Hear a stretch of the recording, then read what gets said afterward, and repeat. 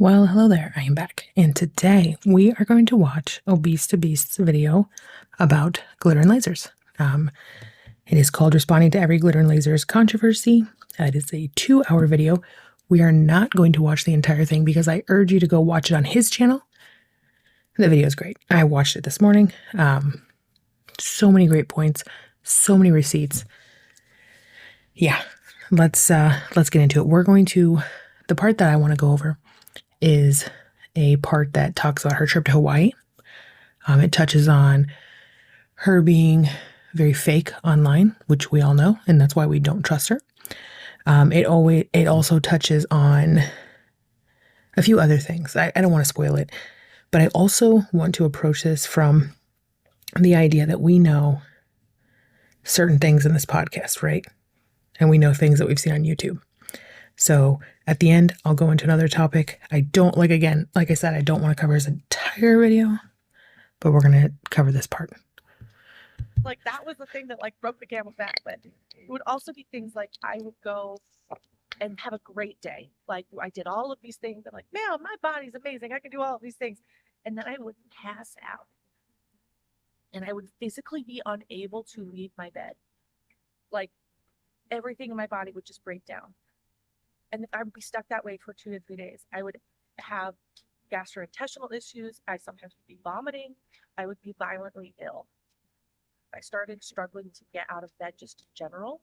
So she's struggling to get out of bed, but at the same time, this is when she's posting a lot of the body positivity stuff, and she's saying, "Oh, look what I can do! Look at these things! Look at it! Oh, I'm so body positive. Everything's fine." And so there was a disconnect between what was portrayed on social media versus what was the reality. And I think that's something that's very common with Anna's content. Because a lot of times, and she'll even admit it herself, right after the fact. Oh, I was really struggling. But if you go back through her profile, you're like, it didn't seem like it. You definitely portrayed something that wasn't true, right? And Yes, this is why Anna lost a majority of her audience, or why many of them have begun to not trust her, because she acts like everything's fine. She's a gym queen. She eats all the right foods. She healthy eats, all these things.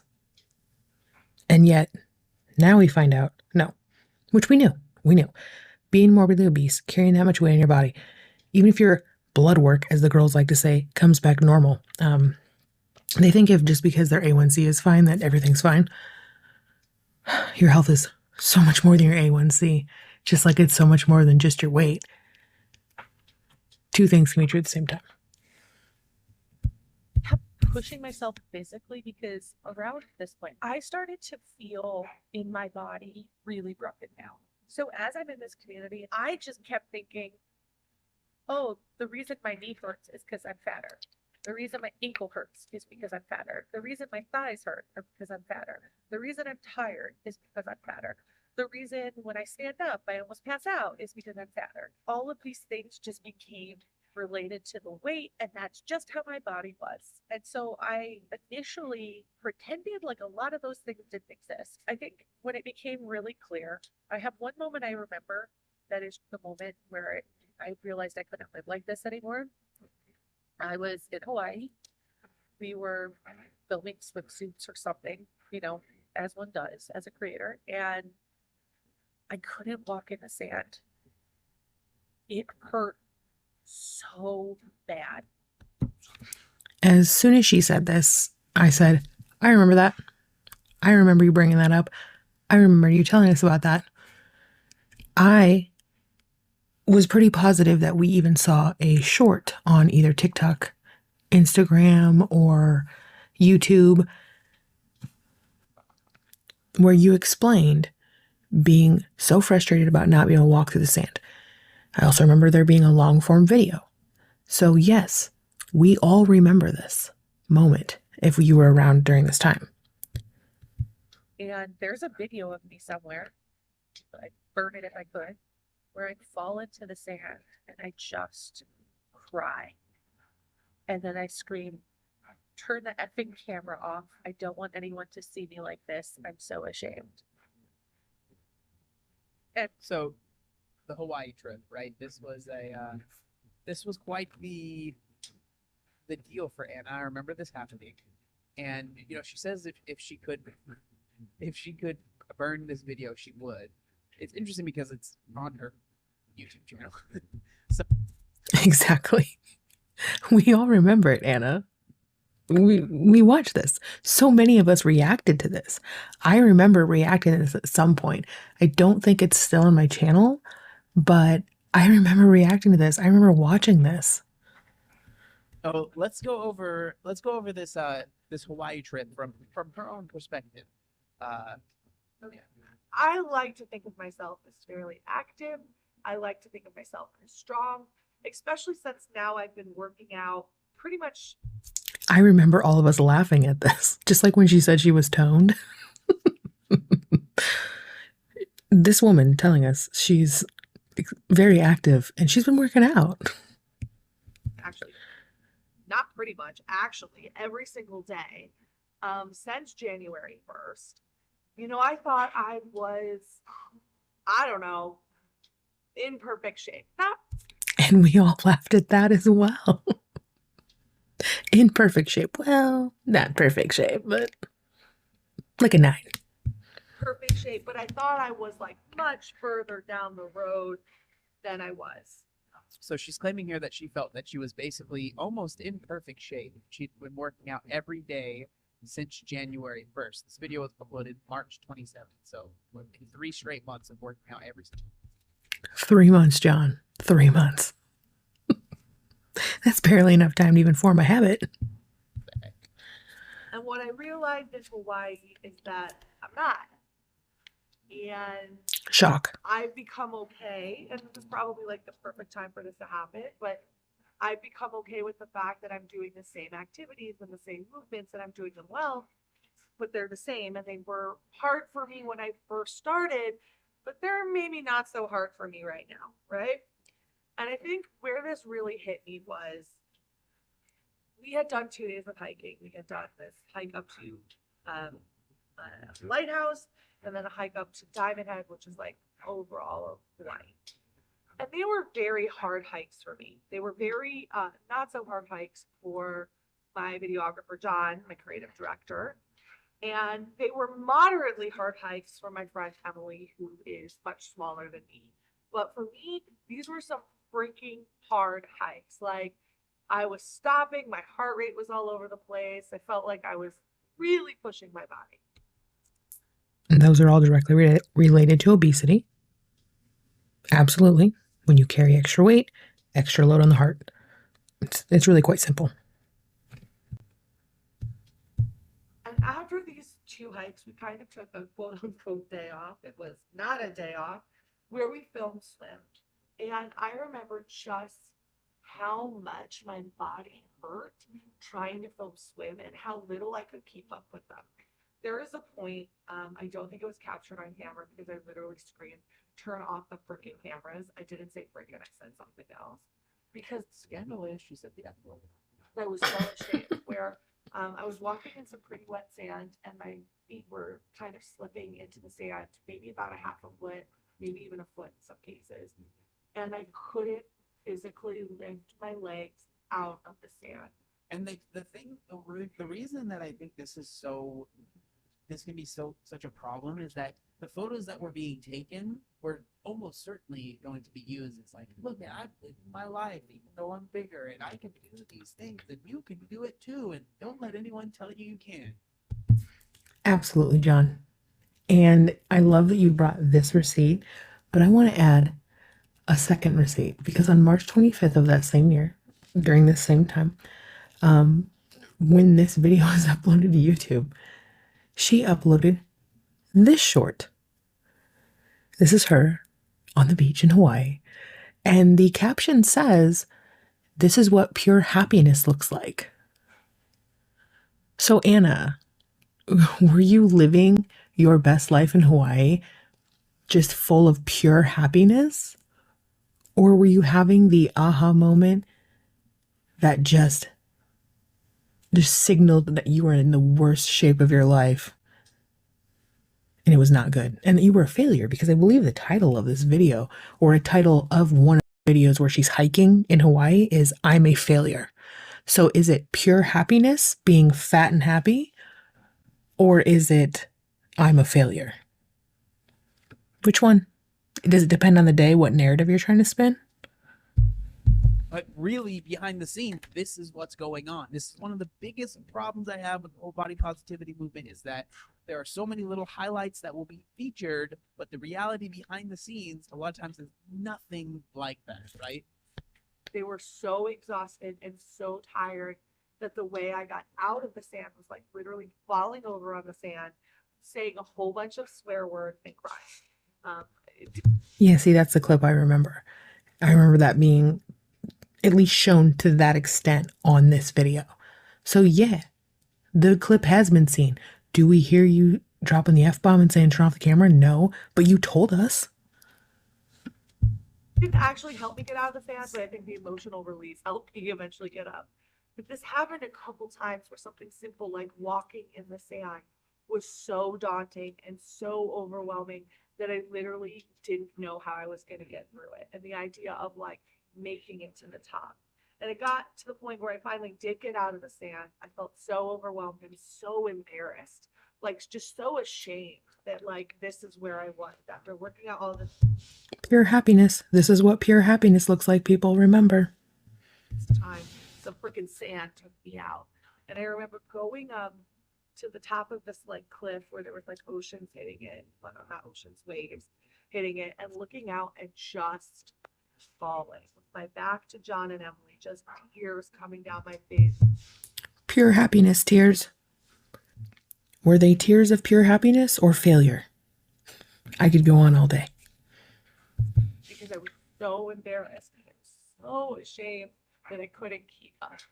So that's the Hawaii story from her own mouth. And I want to make it clear, like, obviously that's a really crappy thing to deal with. It's not a fun experience, right? But the whole premise of this podcast is medical mystery. Yeah. And like, I can't believe that this happened. I don't understand why, right? So it's like important that that's the frame that you are looking at this with, right?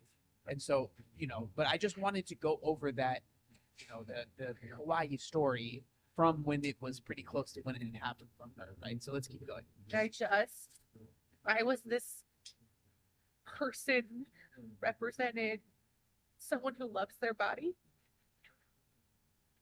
And I was at war with my body. And in that moment, I was like, I am such a liar. And I think that moment is where I was like, Yes, you are. Why didn't you tell your audience that? Instead of uploading things on TikTok, Instagram, YouTube about this is pure happiness. I know you did a video talking about being a failure. I get that. But why still continue the BS? Why act like everything's okay? Why act like you're the gym fitness queen of YouTube? That just because you're so big, you can do all these things. You want to share your journey with lipedema. How can we trust anything you say about lipedema with a track record like this? And it's not just the Hawaii thing. It goes way beyond that. I need to make some changes. And I did not share that with the internet right away. I never shared that specific moment with the internet because... Yeah, because that moment could be used against you to prove you're a liar. Omission is lying too. It was too personal. So it's, the claim that she never shared it. I don't know if maybe she's like really focusing on the semantics of like that exact video and audio where she's cussing, but like the experience she did share. So I don't know. It's just. She absolutely did share it. And John, you're correct. She's not talking about the actual moment. She's talking about the whole thing. This woman, she has to control the narrative. And so if she just says it, she thinks her followers will just believe it. And that is catching up to her now because we have eyes, we have ears, we have memories. And she thinks that if she just says it, people will believe her. And it's videos like this that prove her wrong. It's people like Colin Mockery and, Tiny Blue and Shakar, all these people that are covering her. We're bringing the receipts, okay? Some of us are bringing a little humor too, but I like when the receipts are brought as well. It's like the version of events are a little strange here. I sometimes wonder if I've hurt people. As a creator in the body positivity space, I parroted a lot of the same messages that everybody else did.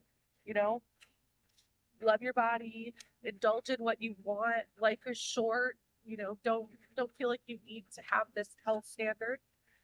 And that line of thinking at a very high level isn't wrong, right? But I often wonder if I have driven people to not seek health. And I wonder if there's people who listened to me, who believed in me, who followed me, and are worse off because of it. John, I'm going to take it over here because your response is great. Agree, but I'm going to go a little further with it. Anna, you absolutely did hurt people. You have a following of 2 million on YouTube. You have a following of whatever on TikTok, 8 million or something. You have Instagram, all the stuff. You even have Threads now. Okay. Out of all those people, I guarantee there is some young girl who thought, wow, look at Anna. She can do it. So can I. Okay. I promise you that. And that's why we need to take that line of thinking that you just admitted yourself and apply it to lipedema.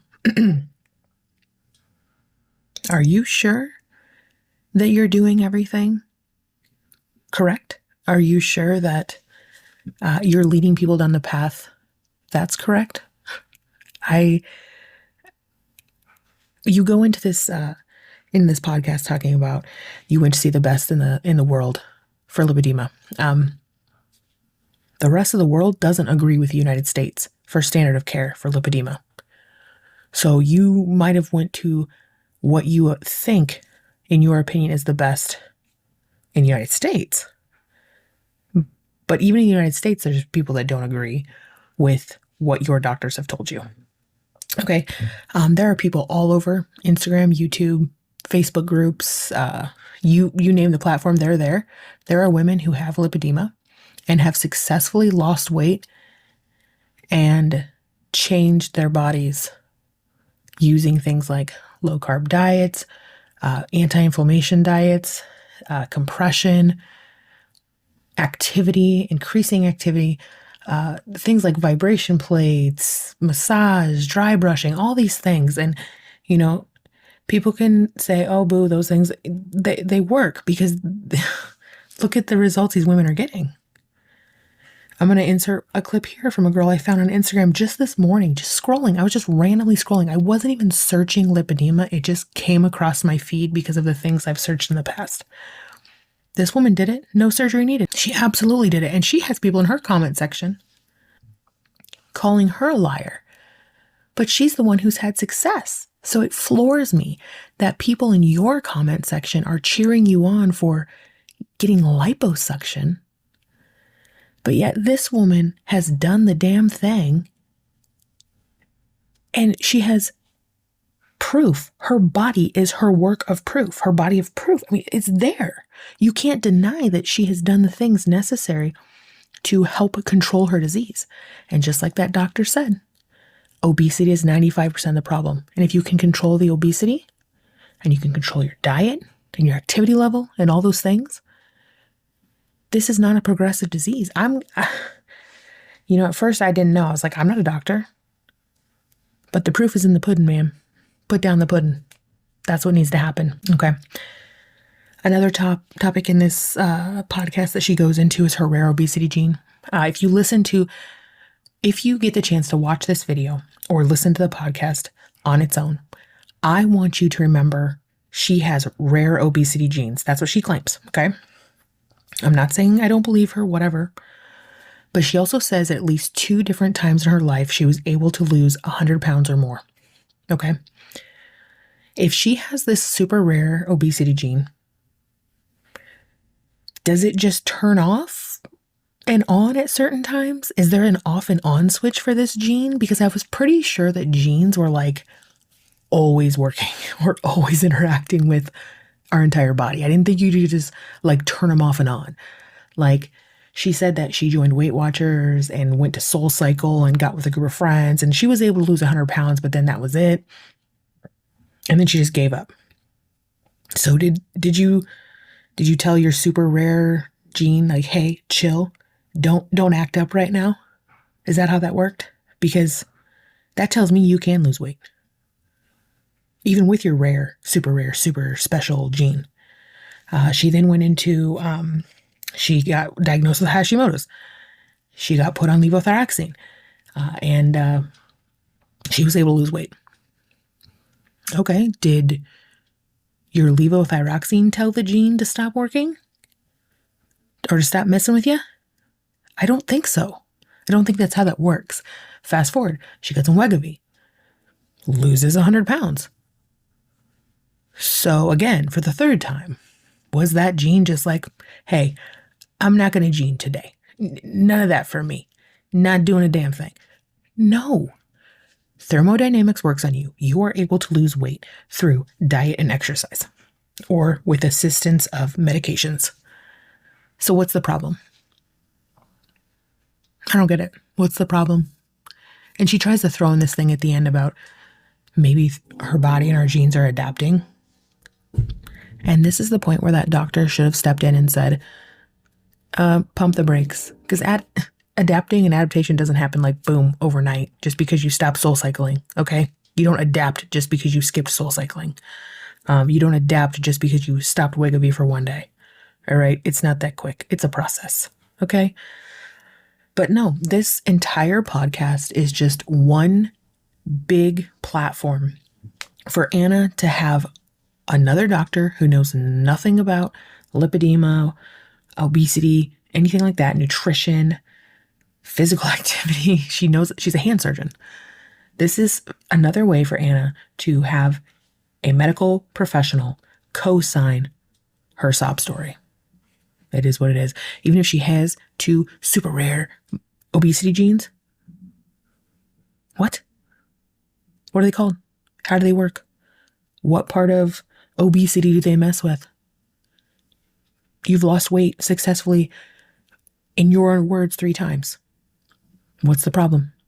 You didn't evolve overnight or adapt overnight, and magically now this gene just changed in your body. No, that's not, no. No, I don't have to be a doctor to say no. So when you watch this podcast, just remember everything she says. Remember that there's a rare obesity gene, and it just kind of goes off and on.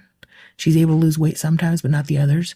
So anyway, John, this video was fantastic. Please go watch the entire thing. I will have it linked down below. Obviously, he's a way bigger channel than me, so most of you have probably seen it already, but great video.